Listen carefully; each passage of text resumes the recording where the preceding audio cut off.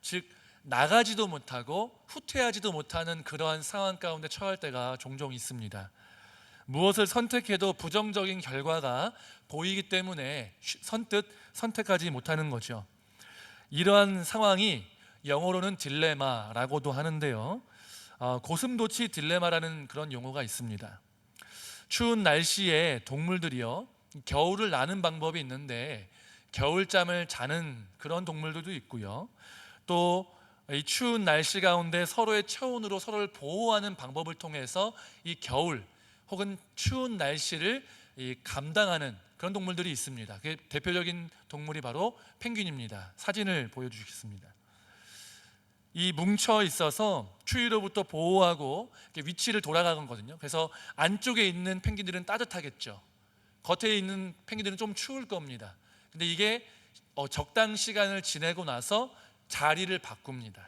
그래서 따뜻했던 펭귄들이 나오고 추웠던 펭귄들이 들어가면서 서로의 체온으로 조금씩 희생하고 양보하고 하면서 이 겨울 추운 날씨를 감당하는 거죠. 이게 바로 허들링이라는 그런 펭귄들의 행위입니다. 그런데 이렇게 함께 허들링을 하고 싶어도요, 그러지 못하는 동물들이 있는데 그것은 바로 고슴도치입니다. 서로에게 너무 가까이 다가게 되면 가시가 있으니까 찔리게 됩니다. 그러니까 가까이 가지 못하는데, 가까이 가지 못하니까 추운 날씨 가운데 이렇게 서로가 품어줄 수 없는 거죠.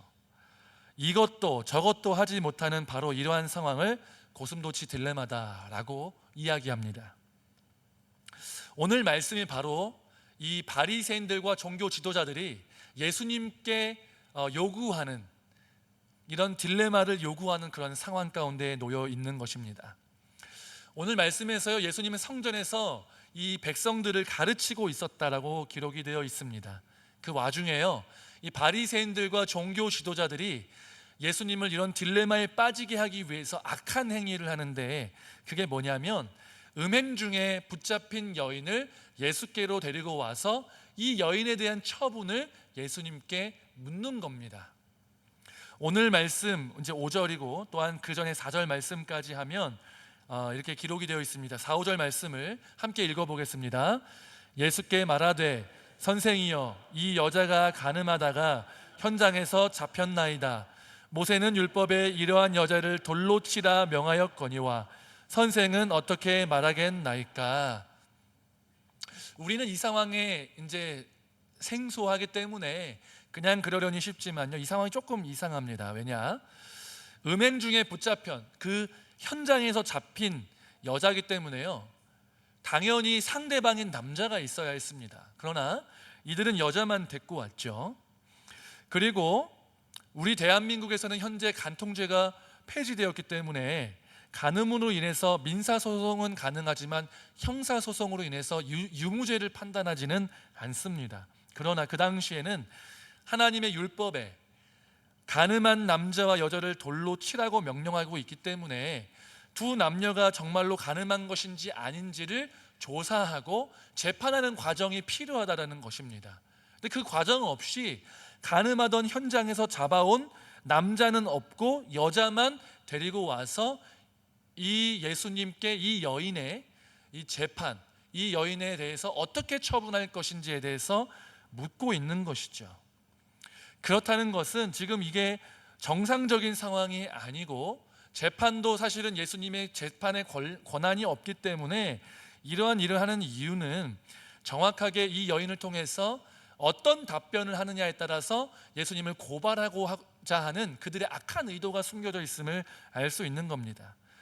이런 그들의 의도가 분명했기 때문에 사도 요한도요, 이 말씀을 기록하면서 8장 6절에 이렇게 기록하고 있습니다. 그들이 이렇게 말하면 고발할 조건을 얻고자 하여 예수를 시험함이라. 고발하려고 지금 여자를 데리고 왔고, 고발하기 위해서 어떻게 해야 됩니까? 음행하다 잡혔습니다. 예수님 어떻게 처분할까요? 라고 묻는 거죠. 의도가 악하다는 겁니다. 이게 바로 진퇴양난의 상황인데요. 왜냐? 이들이 지금 이 여인을 데리고 와서 어떻게 처분할까라고 물으면 이들 생각하기에는 답변이 두 가지라는 거죠. 이 두 가지 다 예수님께 매우 곤란한 답변이라는 것입니다. 첫 번째, 이들이 생각한 경우의 수는 예수님이 이 여인을 용서해라 라고 답변했다고 이제 가정을 하는 거죠. 그렇게 되면요, 음행한 남녀를 돌로 치라고 하는 하나님의 율법을 어기게 되는 것이고 그것을 가르치는 것이니까 이제 예수님을 비난하고 판단하고 정죄할 수 있는 기회를 붙잡게 되는 것입니다. 여러분, 수많은 사람들이 지금 예수님을 메시아라고 여기고 예수님의 인기가 막 치솟는 이유 중에 몇 가지가 있는데, 첫 번째는 뭐냐면 예수님이 기적을 베푸셨기 때문입니다. 막 놀라운 일들을 행하니까 이분이야말로 우리가 기다리던 메시아다라고 생각한 거죠. 두 번째가 있는데 뭐냐면 이 기적만을 가지고는 불가능한데 예수님의 가르침이 너무 뛰어난 거예요. 예수님이 그동안 수많은 바리새인들과 랍비들이 성경을 풀어줬던 것보다 예수님의 이 성경 해석이 탁월하고 성경의 가르침뿐만 아니라 예수님이 그 가르치신 대로 그에 합당하게 사시는 그 삶으로 인해서 예수님의 인기가 막 치솟는 겁니다. 그런데 예수님이 이 율법을 지키지 말라고 한다면 그것을 책잡을 수 있는 것이죠. 게다가 이 바리새인들이 책잡는 것을 별개로라도 예수님은요, 의로우시고 스스로를 속이실 수 없는 분이시기 때문에, 그렇기 때문에 이렇게 이야기할 수 없습니다. 율법을 어기실 수 없는 분이시죠. 반대로 그러면 예수님이 율법을 지키라고, 그러니까 음행한 여인에 대해서 율법에 기록된 대로 돌로 쳐서 죽여라 라고 해도 문제가 생깁니다. 어떤 문제가 생기냐면, 율법으로는 가늠하다 잡힌 자를 돌로 치는 게 맞습니다. 그러나 이게 고대 이스라엘에서는 나라 자체가 하나님 신정일치의 나라이지만 지금은 로마의 치하에 있었습니다. 그렇기 때문에 율법도 있지만 로마의 법이 또 따로 존재하다는 거죠. 그런데 로마가 유대인들에게 자치권을 줘서 웬만한 것들은 재판을 유대인들이 하게 해줬지만 사람을 사형하는 일에 대해서는 로마가 그 처분권을 가지고 있었습니다.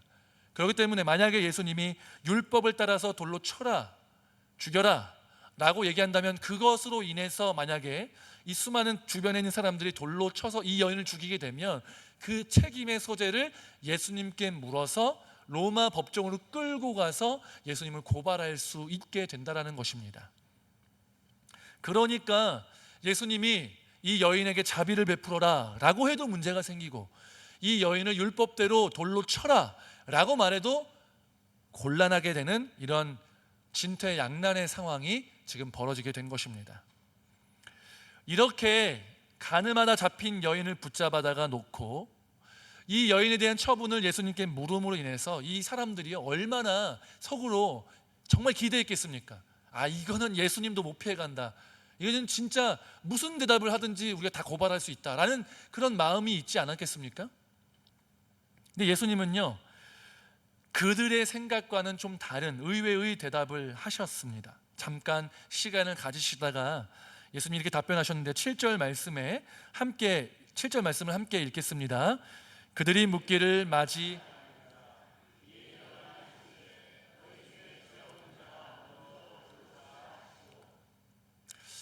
예수님은 율법을 따라서 돌로 칠 것을 말씀하십니다.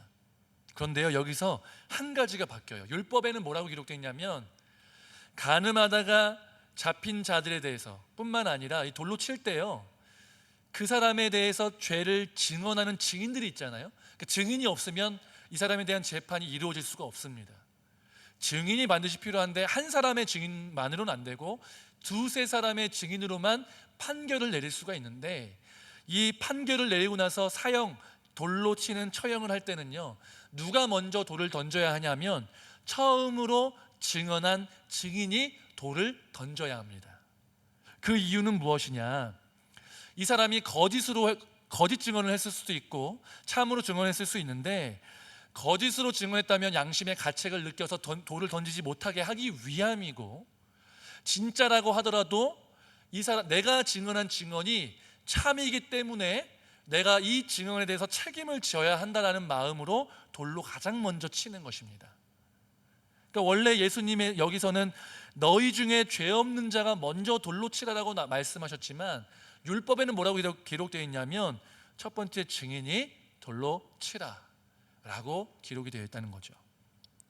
예수님의 말씀은 율법과 동일하지만 거기서 한 가지 조항을 바꾸십니다. 죄 없는 자라는 거죠. 그런데 사형을 집행하는 사람이 도덕적으로 흠결이 없이 깨끗해야 한다라고 하는 율법의 규정은 그 어디에도 없습니다. 그러면 왜 예수님은 율법의 요구를 넘어서는 그런 요구를 지금 말씀하고 계신 것인가요? 예수님이 이렇게 죄 없는 자가 먼저 돌로 쳐라 라고 죄 없는 자에 대해서 먼저 언급하신 이 이유는요, 가늠한 현장에 잡혀온 그녀와 그녀를 고발하고 있는 너희와 별반 차이가 없는 다 죄인임을 깨닫게 하기 위해서 그 말씀을 하신 것입니다. 실제로 오늘 말씀을 보면요, 9절 말씀에 그들이 이 말씀을 듣고 양심의 가책을 느껴서 어른으로 시작하여 젊은이까지 하나씩 하나씩 그 자리를 떠나게 됩니다. 예수님과 가늠한 여인을 둘러싸고 있던 수많은 사람들 있잖아요. 가늠한 여인을 데리고 왔을 때 얼마나 분노했겠습니까? 저 여인을 돌로 치십시오. 저 사람은 죽어 마땅한 사람입니다 라고 엄청나게 정죄했을 겁니다.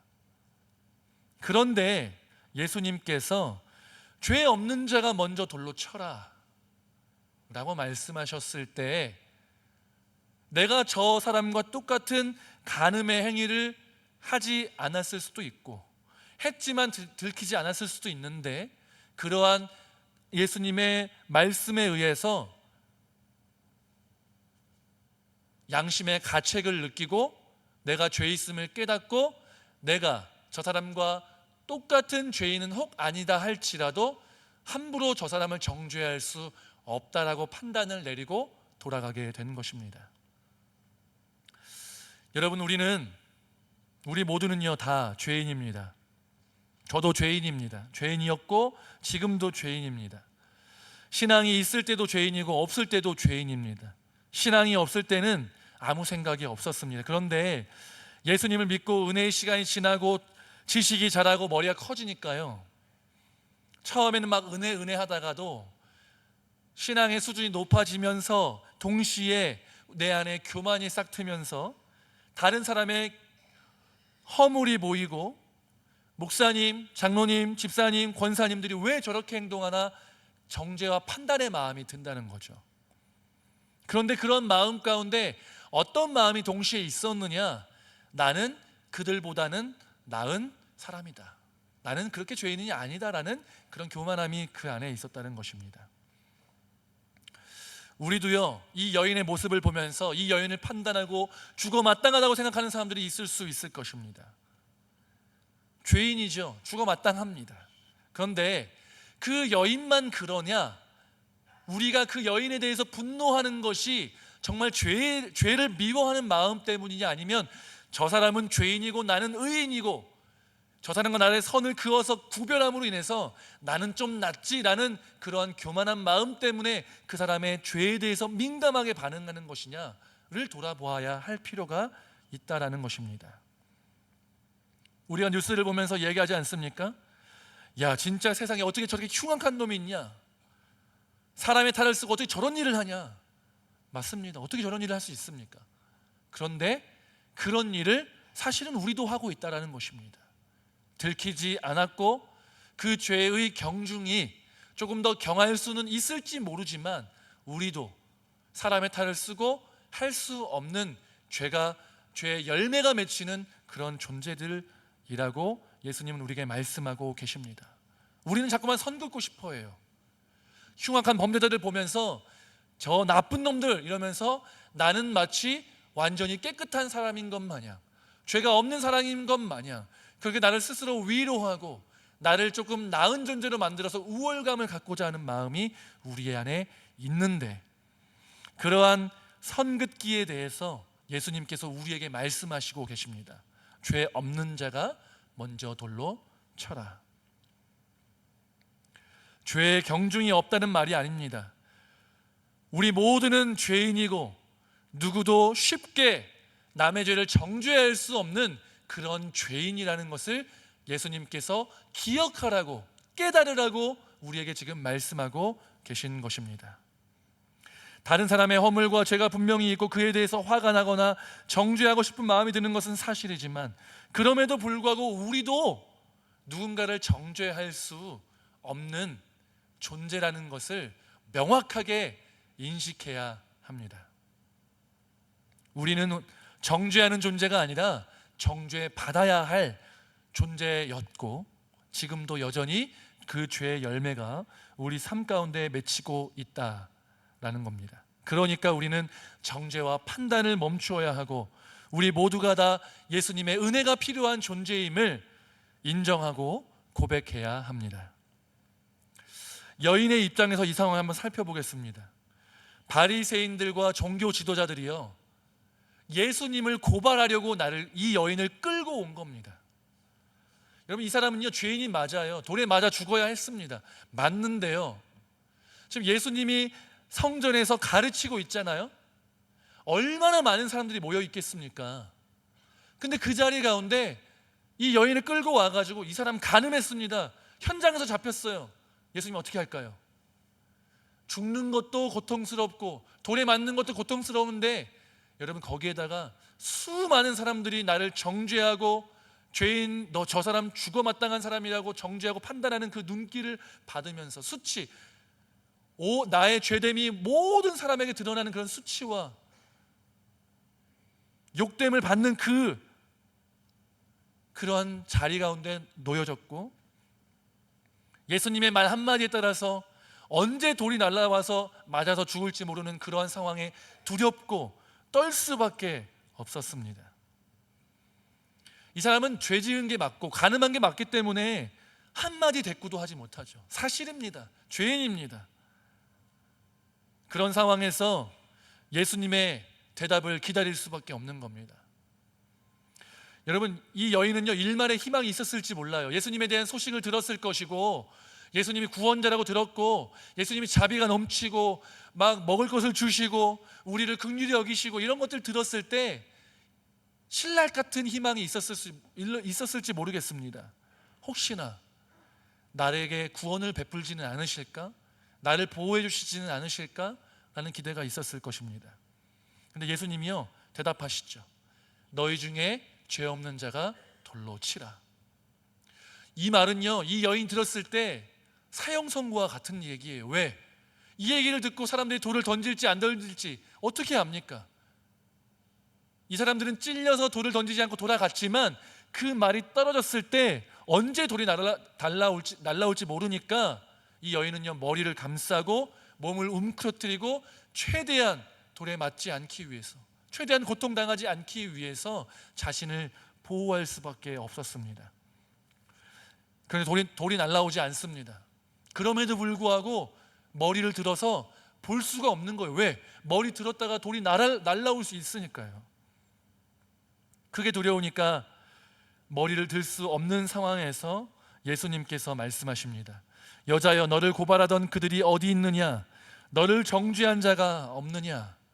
라고 말씀하시자 그때야 비로소 여자는 주변을 둘러보았고 자신을 정죄하고 돌로 치려던 사람들이 사라진 것을 알게 되었습니다. 그때 예수님이 말씀하시죠. 오늘 말씀 11절의 하반절에 이렇게 기록되어 있습니다. 함께 읽겠습니다. 나도 너를 정죄하지 아니하노니 가서 다시는 죄를 범하지 말라 하시니라.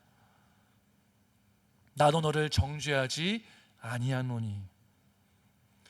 여러분, 다른 사람들은요 이 여인을 모든 사람이 정죄했습니다. 정죄하기 위해서 끌고 왔습니다.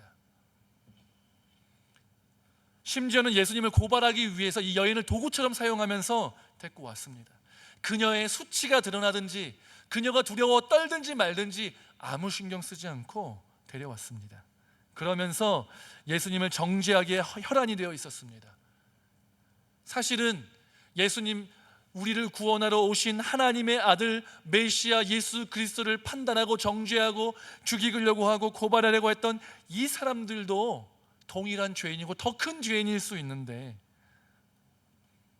이들은 그 생각은 하지 못한 채로 예수님을 함정에 빠뜨리고 죽이고 고발하고자 했습니다.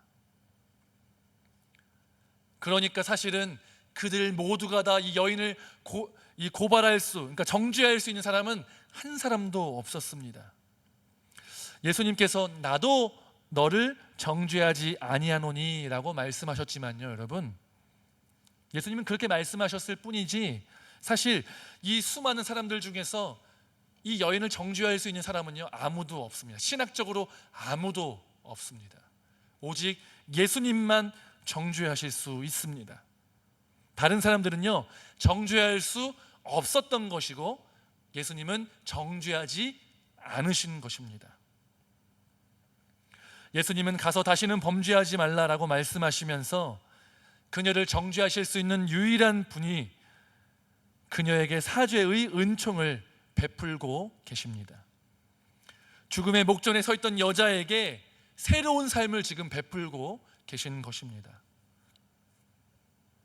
여러분, 이 말씀은요, 우리가 지난주에 살펴봤잖아요. 초막절 그 큰 마지막 날에 나에게로 오라, 내가 너희에게 구원을 주시겠다, 내가 그 메시아다, 나에게로 와서 구원 받으면 너희 배에서 생수의 강이 흘러나게 하겠다라고 약속하시고 선포하셨어요.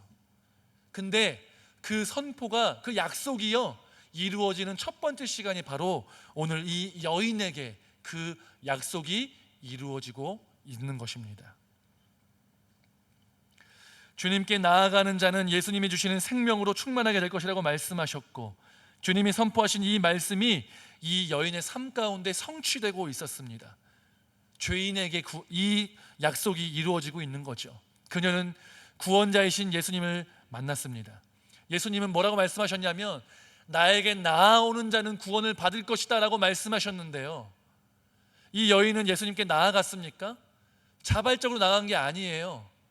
바리새인들과 종교 지도자들이 예수님을 정죄하려고, 예수님 고발하려고 이 여인을 끌고 온 겁니다. 예수님 돌로 치라고 하십시오 라고 하면서 데리고 왔어요. 비자발적으로 타의로 예수님 앞에 나오게 되었지만, 죽기 직전의 순간에 놓였지만 예수님은 비자발적으로 예수님 앞에 나온 그 여인에게 자비를 베푸셨고 구원을 베푸셨고 정죄가 아니라 그에게 생명을 베풀어 주셨습니다. 예수님이 이렇게 그녀에게 말씀하시고 우리에게 말씀하시는 것입니다.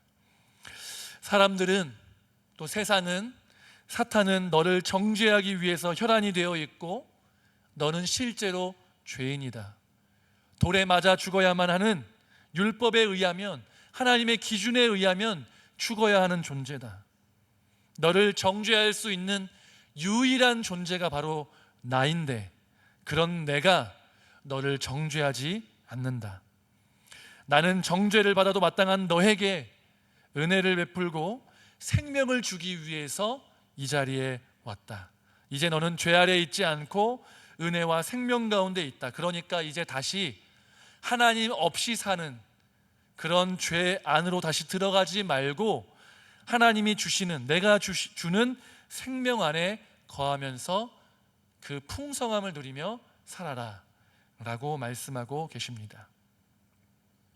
이 여인은요, 거저 구원을 얻었습니다. 그러나 이 여인이 거저 받은 구원이 거저 주어진 것은 아닙니다. 이 여인이 생명을 얻기 위해서, 거저 얻기, 은혜로 얻기 위해서 수치를 당하고 두려움을 당하던 이 여인이 두려움에서 해방되기 위해서 예수님이 수치를 당하셨습니다. 그녀가 돌에 맞지 않게 하기 위해서 예수님이 채찍을 대신 맞으셨고 십자가에 달리셨습니다. 이 여인이 손가락질 당하지 않게 하기 위해서 그녀를 대신해서 예수님께서 침뱉음을 당하셨고 발가벗겨 지신 채로 십자가에 달리게 되셨습니다. 십자가의 끔찍한 두려움과 죽음을 예수님께서 몸소 겪으셨기에 이 여자가 새로운 삶을 살아갈 수 있는 기회를 부여받게 되었습니다. 이러한 복이 이 여인에게 지금 임하고 있는 것입니다. 그런데 이러한 복이 지금 옛날에 간음했던 이 여인에게 주어졌다라고만 얘기하는 게 아니라 이 여인과 같이 동일하게 죄인된 우리에게도 이런 은혜가 임하고 있다, 이미 임했다라고 예수님은 우리에게 말씀하고 계신 것입니다. 우리가 이 자리에 있을 수 있는 이유가 무엇입니까? 예수 그리스도 때문입니다. 우리가 이 자리에서 예배자라고 거룩한 하나님을 예배할 수 있는 그러한 사람으로 부르심 받을 수 있었던 유일한 이유가 무엇입니까? 예수님이 십자가에 달려 죽으셨기 때문입니다. 예수님은 우리에게 약속하셨습니다. 내게로 와서 마시라. 나를 믿는 자는 성경의 이름과 같이 그 배에서 생수의 강이 흘러나오리라. 예수님은 우리에게 생명을 주시는 분이십니다. 그 약속이 오늘 말씀에서 이루어지고 있듯이 우리에게도 이루어졌고 이루어지고 있고 앞으로도 이루어질 것입니다. 이 약속의 말씀을 우리는 붙들어야 합니다. 그래서 우리가 지금 이 자리에 있는 줄로 믿고 이미 구원받았으니까 끝난 것이 아니라 구원받은 우리가, 사죄함을 받은 우리가 매일매일 우리에게 생명 주시기 원하시는 그 예수님과 날마다 동행하고 예수님이 주시는 성령으로 충만하여서 예수님의 긍휼과 예수님의 오래 참으심과 그 사랑을 날마다 경험하며 살아가실 수 있기를 주님의 이름으로 축복합니다. 우리가 예수님을 붙들며 살아가셔야 합니다. 우리에게 구원을 주시는 유일한 분, 우리에게 생명을 주시는 유일한 분, 앞으로 우리의 삶을 책임지시고 우리를 하나님의 자녀 되게 하시고 우리의 기도에 응답하시고 우리에게 필요한 것들을 채워주시며 예수님이 우리를 위해서 목숨을 희생하신 이후에 그 이후에 모든 것들을 더하여서 우리에게 복을 주시는 그 예수님을 붙들고 끝까지 주님과 동행하며 살아가시는 저와 여러분 되시기를 주님의 이름으로 축복합니다. 예수님이 우리에게 생명을 주셔서 우리가 이 자리에 있는데 구원받은 이후에 매일의 삶 속에서 주님과 동행하며 살아갈 때 하나님이 우리를 구원하신 목적이 우리 삶 가운데 이루어져서 성령으로 충만케 되며 주님이 주시는 기쁨과 감사를 누리며 주님의 응답하심을 따라 살아가실 수 있게 될 줄로 믿고 날마다 그 주님과 함께하기를 갈망하시고 또 죄를 회개하시고 또 성령의 충만함을 구하여서 날마다 주님과 동행하시기를 성령으로 충만케 되시기를 주님의 이름으로 축복합니다. 다 같이 자리에서 일어나셔서 우리 찬양하시고 함께